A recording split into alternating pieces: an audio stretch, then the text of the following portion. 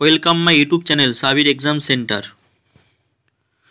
আজকের বিষয় হচ্ছে ওয়েস্ট বেঙ্গল পুলিশ 2024-এ যে এখনও ফর্ম ফিল আপ শুরু হয়নি। আশা করি খুব তাড়াতাড়ি তোমাদের ওয়েস্ট বেঙ্গল পুলিশ কনস্টেবলের ফর্ম ফিল আপ চালু হয়ে যাবে। তোমরা এখন থেকে প্রিপারেশান নাও, কেননা এই পরীক্ষাটায় ভীষণ কম্পিটিশান হতে চলেছে, কারণ অনেকগুলোই ভ্যাকেন্সি আছে।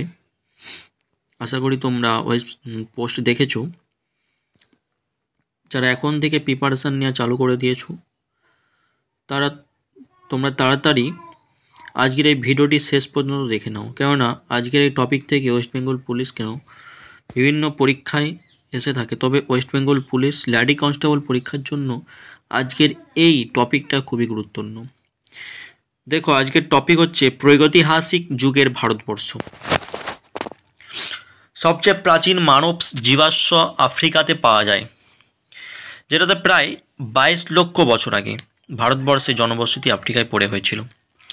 মহারাষ্ট্রের পুনেও বড়ি গুহা থেকে সম্প্রতি প্রাপ্ত প্রতিবেদনে বলেছে যে ভারতবর্ষে 14 লক্ষ বছর আগে মানুষের আবির্ভাব হয়েছিল। প্রথম দিকের মানুষরা পাথরের অস্ত্রশস্ত্র ব্যবহার করতে বলে এই যুগকে প্রস্তর যুগ বলা হয়। প্রস্তর যুগ স্টোন এগ মানুষের সাংস্কৃতিক ইতিহাস বর্ণনা করেছেন ড্যানিশ ঐতিহাসিক P.F. সোহম, যিনি 1776 খ্রিস্টাব্দে C.J. থমসেন 1836 সালে ড্যানিশ মিউজিয়ামে একই বিষয়বস্তু নিয়ে একটা প্রদর্শনী করেছেন। লুবক ফ্রান্স প্রস্তর যুগকে পুনরায় পুরাতন প্রস্তর যুগ বা নব্য প্রস্তর যুগ বলে ভাগ করেন। গ্যাব্রিয়েল ডি মর্টিলেট একজন ফরাসি প্রত্নতত্ত্ববিদ, যিনি সাংস্কৃতিক পর্যায়গুলিকে কিছু ভাগে ভাগ করেছেন। পুরাতন প্রস্তর যুগ 1 নম্বর, মধ্য প্রস্তর যুগ 2 নম্বর, 3 নম্বর হচ্ছে নব্য প্রস্তর যুগ। প্রাচীন প্রস্তর যুগ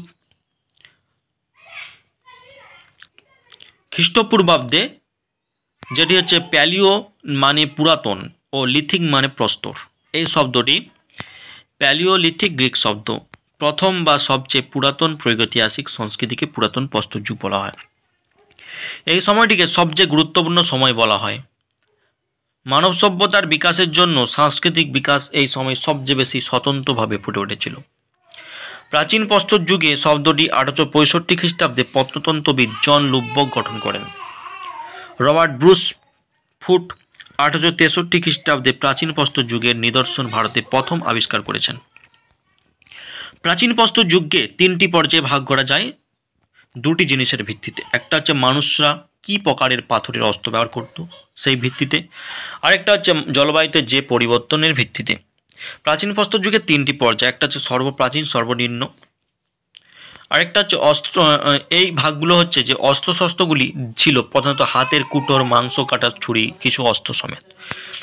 এই অস্ত্রগুলি ছিল অপেক্ষাকৃত ভোতা ভারতবর্ষের সর্বত্র পাওয়া গেছে, যেমন সিঙ্গু, গঙ্গা, ব্রহ্মপুত্র নদের সময় ব্যতীত সমস্ত জায়গায় পাওয়া গেছে। পরবর্তী দেখা যাচ্ছে মধ্যবর্তী প্রাচীন প্রস্তর যুগ। প্রথম দিকের প্রাচীন প্রস্তর যুগের অস্ত্রগুলি ধীরে ধীরে নতুন ধরনের অস্ত্রে পরিণত হয়েছে। প্রথম দিককার প্রাচীন প্রস্তর যুগের তুলনায় মধ্যবর্তী প্রাচীন প্রস্তর যুগের অস্ত্রগুলি আকারে ছোট, পাতলা, হালকা ছিল। পরবর্তী টপিক হচ্ছে পরবর্তী প্রাচীন প্রস্তর যুগ। এই সময় ভারতের নদীগুলির উপদ্বীপে অনেক জীবাশ্মের একত্র সমাবেশটি প্রমাণ হয়েছে।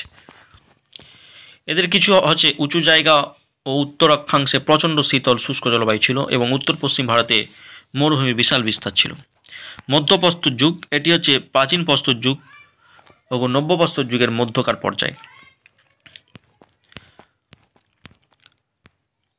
মেসোলিথিক অস্ত্রগুলিকে সমান্তরাল দিক করে ধারালো ছুরি ছিল এবং অস্ত্রগুলি সাধারণত 1 থেকে 5 সেন্টিমিটার পর্যন্ত লম্বা। ভীমবেটকার পাথরের গুহা। ভীমবেটকার পাথরের আশ্রয়স্থল মধ্যপ্রদেশের রায়সেন জেলায় অবস্থিত। প্রায় 1 লক্ষ বছর ধরে এটি প্রাচীন প্রস্তর যুগের মানুষের আশ্রয়স্থল ছিল।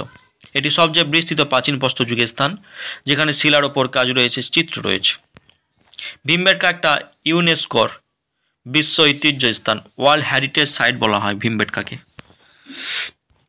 বিষ্ণু সিধর ওয়াঙ্কাকার VS ওয়াঙ্কাকার নামক এক পণ্ডিত দ্বারা, যিনি ভারতীয় প্রস্তর শিল্পের জনক বলা হয় পরিচিত। ভীমবেটকা পাথরের আশ্রয়স্থল বিশ্ব ঐতিহ্যের একটা স্থান, ওয়ার্ল্ড হেরিটেজ লিস্ট হিসাবে 2003 সালের জায়গা করে নিয়েছে। এখান থেকে প্রশ্ন আসতে পারে। নব্যপ্রস্তর যুগ, স্যার জন লুবক 1865 খ্রিস্টাব্দে নব্যপ্রস্তর যুগ শব্দটি প্রথম নির্বাচন করেন। ডি গর্ডন চাইল্ড নব্যপ্রস্তর যুগের বৈশিষ্ট্য বর্ণনা করেন। বিশ্বের সর্বপ্রথম তুলোর চাষ হয় নব্যপ্রস্তর যুগে। নব্যপ্রস্তর যুগের লোকেরা মাটির পাত্র বানাতো। পরবর্তী তাম্রপ্রস্তর যুগ, ধাতুর ব্যবহারের নব্যপ্রস্তর যুগের শেষের দিকে শুরু হয়। প্রথম ব্যবহৃত ধাতুটি হলো তামা, এই যুগকে বলা হয় তাম্রপ্রস্তর যুগ। চ্যালকোলিথিক যুগের লোকেরা প্রথম রং করা মৃৎপাত্র ব্যবহার করত। ব্রোঞ্জ যুগ, ব্রোঞ্জ যুগ হচ্ছে সেই সময়টা যখন ধাতু ব্যবহৃত হতো, উন্নত করা হয়েছিল অস্ত্র ও অন্যান্য যন্ত্র তৈরির জন্য। এই যুগে সিন্ধু সভ্যতার শুরুর একসাথেই প্রায় শুরু হয়েছিল। মৃৎশিল্প, এই যুগ দুটি ভাগে বিভক্ত, একটা হচ্ছে অর্চ কোল্ডেড পার্টি ব্ল্যাক রেড ওয়ার, এরপর শুরু হয়ে যায় লোহর যুগ। এই ছিল আজকের গুরুত্বপূর্ণ প্রশ্ন উত্তর। আজকের টপিকটা হচ্ছে প্রাগৈতিহাসিক যুগের ভারতবর্ষ। আশা করি তোমরা কিছুটা হলেও বুঝতে পেরেছো। পরবর্তী ভিডিও পাওয়ার জন্য চ্যানেলটি সাবস্ক্রাইব করো। All the best, take care, সবাই ভালো থাকবেন, সুস্থ থাকবেন।